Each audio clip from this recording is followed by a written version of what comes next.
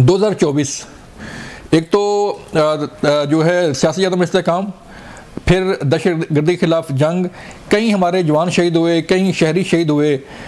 कैसे देखते हैं कि जो 2024 में गलतियां थीं उनको दुरुस्त किया जाएगा और 2025 में वो गलतियां दोहराई नहीं जाएंगी, हालात ठीक हो जाएंगे? जी बहुत शुक्रिया। अल्लाह पाक करे, अल्लाह तबारक तआला कि हमारे मुल्क पे जो 2025 है उसका साया बहुत अच्छा साबित हो।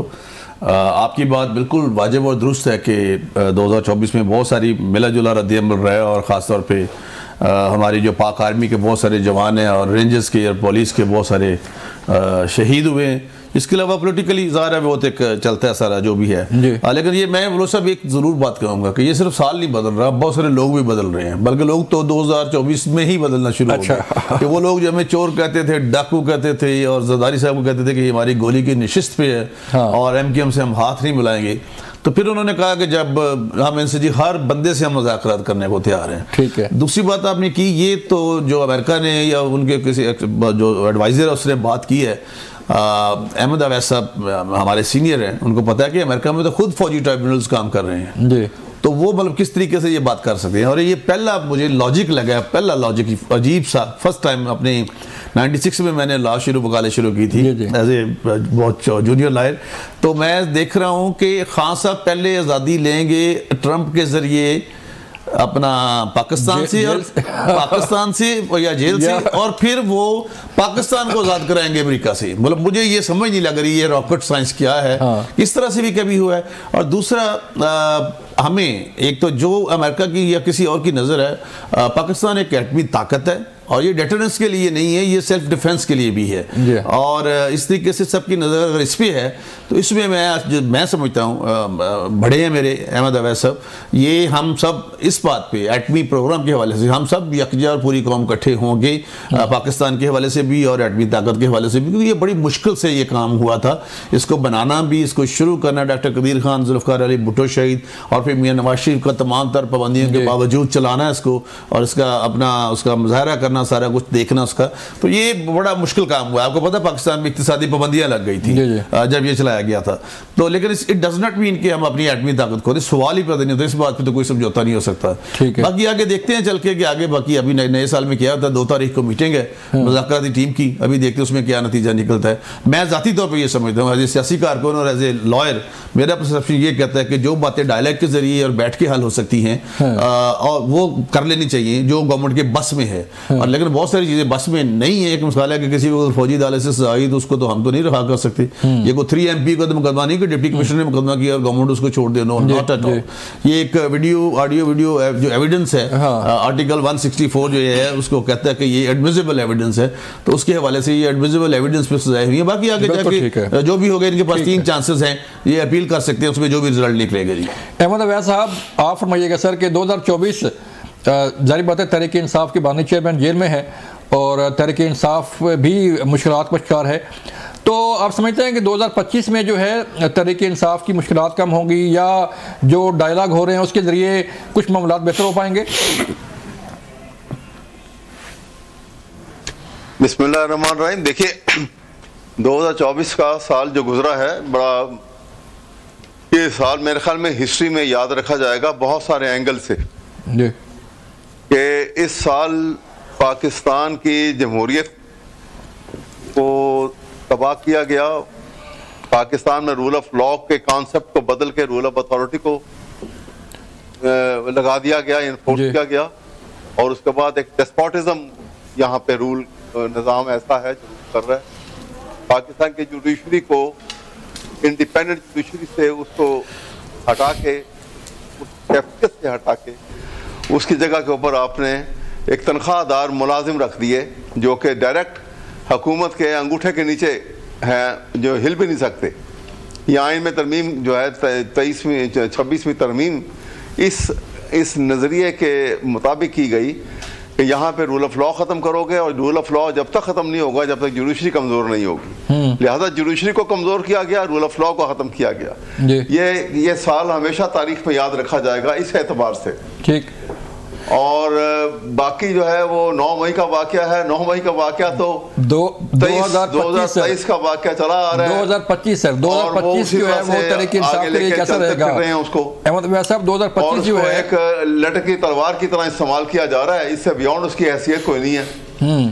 तो इसलिए बहुत सारे एतबार से अब है कि एक विंडो ओपन हुई है अपॉर्चुनिटी की, जिसका मैं समझता हूं, और वो ये है कि ये एक नेगोशिएशन के टेबल पे बैठ रहे हैं। ठीक है, तो मैं तो दुआ करता हूं कि ये एक पहले अगले साल का ये एक बहुत बड़ा और बड़ा कीमती तोहफा होगा अगर खुले दिल के साथ और सिंसियर हार्ट के साथ दोनों फरीकैन बैठें और मामलात को, ग्राउंड रियलिटीज को एक्सेप्ट करके जी और खौफ निकाल दें। अभी तक तो एक प्रॉब्लम सबसे बड़ी ये है कि इमरान खान के खौफ की बुनियाद के ऊपर इस वक्त एस्टेब्लिशमेंट और ये हुकूमत इकट्ठे होके जो भी पॉलिसीज बनाई जा रही हैं उसका बुनियाद सिर्फ खौफ तो है। इसलिए मुल्क तरक्की कभी नहीं करेगा इस तरह। अहमद वैस साहब, आप समझते हैं कि तहरीक इंसाफ के बानी चेयरमैन जो है वो रिहा हो पाएंगे इस साल? जरूर हो सकते हैं, क्यों नहीं। उसके देखिए ना, इस वक्त तक तो उनके ऊपर कोई केस नहीं है, अंडर ट्रायल है इस वक्त। तो सिर्फ एक केस जो है वो अभी जिसका फैसला आना है, बाकी तो तमाम केसेस के अंदर वो अंडर ट्रायल है। और इससे पहले जो केस 8 फरवरी के इलेक्शन से पहले इनके फैसले करवाए गए थे, 3 केसों में सजा दिलवाई गई थी, अल्लाह के फजल से तीनों के अंदर वो बरी हो गए, हाई कोर्ट से और सुप्रीम कोर्ट से। इसी तरह से अब जो कैफियत है, अगर तो इस मामले को आगे चलाना, देखें ग्राउंड रियलिटीज का मतलब है कि अगर एक्सेप्ट कर लें तो पाकिस्तान में सबसे पॉपुलर लीडर इमरान खान है इस वक्त। जिन पाबंदियों के बावजूद लोगों ने उसको वोट दिया है, पाकिस्तानी कौम ने, और 9 मई के वाकया को दफन करके वोट दिया है। शहबाज शरीफ एंड कंपनी ने बाकायदा ये ऑर्केस्ट्रेटेड प्लान बनाया था फौज को और इमरान खान को मुलविस करने का और बदनाम करने का। अच्छा चलें, 9 मई बदनाम करने का था फौज के। अभी सेंटर साहब आप बताइए, मुज़ाकरात कामयाब हो जाएंगे और इन मुज़ाकरात के रिजल्ट में लगता है कि तहरीक इंसाफ के बानी चेयरमैन को कोई रिलीफ मिलेगा या रिहा हो पाएंगे? मैं इतनी है कि मैं बात नहीं कर सकता। विद अटमोस्ट रिस्पेक्ट बलोच साहब आपसे भी और अहमद अवैस साहब से भी, अभी 26वीं तरमीम की बात की, एक ज़मीनन बात कर रहा हूँ कि अभी आप मिलाएं फ़ोन अपने प्रोड्यूसर से कहें कि सलमान अकरम राजा साहब से मिला लें या मिला लें कामरान मुर्जा साहब से। दोनों they are very competent people, just like Ahmed Awais साहब, और बड़े अच्छे लॉयर, सीनियर लॉयर हैं। इनसे पूछिए 26वीं तरमीम है, क्या उसका मसवदा इन दोनों के एग्री नहीं हुए थे इस पे भला? और क्या आमर डोगर साहब जब मुज़ाकराती टीम से उठे हैं, क्या उन्होंने कहा नहीं कि हमें इस पे कोई इतराज़ नहीं है? क्या गौहर अयूब साहब ने ये नहीं कहा कि हमें कोई इतराज़ नहीं, बानी पीटीए से सिर्फ पूछ लें, बाकी हमें इस तरह मसवदे में कोई इतराज़ नहीं? हमारा तो मसवदा ये था ही नहीं। और ये तो सलमान अकरम राजा उनकी लूप में थे और बार बार कामरान बाग भी आप बुला लें। मैं तो इस लेवल पे ये बात कर रहा हूँ, मुझे पता है अहमद अवैस साहब बैठे हैं, बड़े हैं हमारे और काबिल इज्जत हैं, मैं उनके सामने ये बात कर रहा हूँ कि अभी आप दोनों में से किसी एक को फोन मिला ले, कामरान मुर्जा साहब को मिला ले या सलमान अकरम राजा साहब को मिला ले कि ये 26वीं तरमीम पास हुई है, क्या ये बिल्कुल इनको तो चाहिए था हमें वोट देते, उस पर गवर्नमेंट के हक में वोट करते अभी। और क्या दूसरी बात, ये जो फैसला आया था रिजर्व सीटों का, मेरे पास वो जजमेंट है सलमान अकरम राजा साहब, अहमद अवैस साहब से ऑनरेबल, जो उनके पास भी जजमेंट होगी। सलमान अकरम राजा साहब ने खुद कहा, मेरे बहुत कॉम्पिटेंट एडवोकेट हैं, उन्होंने खुद फरमाया कि ये हमारी सीटें नहीं बनती पीटीआई की, जजमेंट में लिखा हुआ है। अच्छा, मैं आपको अभी देता हूँ, मेरे पास अभी राइट नाउ, आप अहमद अवैस साहब को भी सेंड कर दीजिएगा। नंबर 1। नंबर 2, ये बार बार कहने जी वो फौज को लड़ाने की कोशिश की, क्या सेनेटर एजाज चौधरी जो थे वो हमारे थे, अपना मुस्लिम लीग नून के रहनुमा थे, जो अपने बेटे को कह रहे थे कि हमने फौज का एक गमला तोड़ दिया और हमने कोर कमांडर के घर की कोई शायद जगह नहीं छोड़ी कायदे आज़म उसकी। क्या डॉक्टर यास्मीन राशिद साहिबा काबिल एहतराम है, क्या जब वो जेल रोड पर जिनका दफ्तर है उधर ट्रक के ऊपर बैठ के सबको कह रही है कि हमने सीधे से कमांडर हाउस जाना है, क्या वो हमारी मेंबर थी? क्या हसन नियाजी साहब इमरान खान साहब का सका भांजा नहीं है, क्या वो हमारा मेंबर था?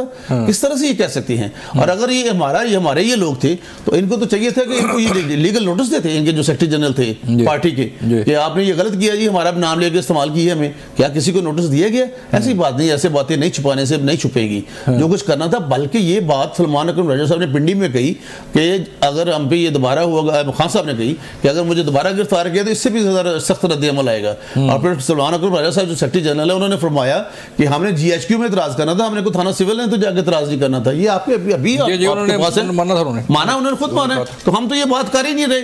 तो मतलब इसको मानना चाहिए। और अगर मैं अब भी समझता हूँ, अगर ये स्टे ना लेते तो जिसका जितना जुर्म है अगर बनता है कोजिट एविडेंस है तो उसको सजा दी जाए या ना दी जाए, व्हाट्सएप कोर्ट का डिपेंड करता है। अगर किसी को कोई जुर्म नहीं है तो उसको रहा किया जाए, किसी की शख्सी आज़ादी को सलब नहीं किया जा सकता। मैं लेकिन मुज़ाकरात की जहाँ तक बात है, मैं ज़ाती तौर पर इस बात का कायल हूँ कि ये डायलॉग आप देखिए बड़ी बड़ी जंग, मतलब दूसरी जंग अजीम का जो था और बहुत सारे गज़वा ऐसे हुए हैं जिनके बाद अल्टीमेटली डायलॉग पे आके बात खत्म हुई है, मुज़ाकरात की टेबल पे बात खत्म हुई है। अब भी करे जो अहमद अब्बास साहब ने फरमाया कि खुदा करे कि दोनों तरफ से एक एक्सेप्टेंस हो और नियतन हर तरीके से सारे ठीक हो और पाकिस्तान की तरक्की और खुशहाली के लिए आगे चले और मुज़ाकरात चलें यहाँ ब्रेक लेंगे सर, ब्रेक से वापस आएंगे तो फिर बात करेंगे कि मुज़ाकरात की कामयाबी का जो इम्कान है वो कितना ज़्यादा है, ब्रेक के बाद।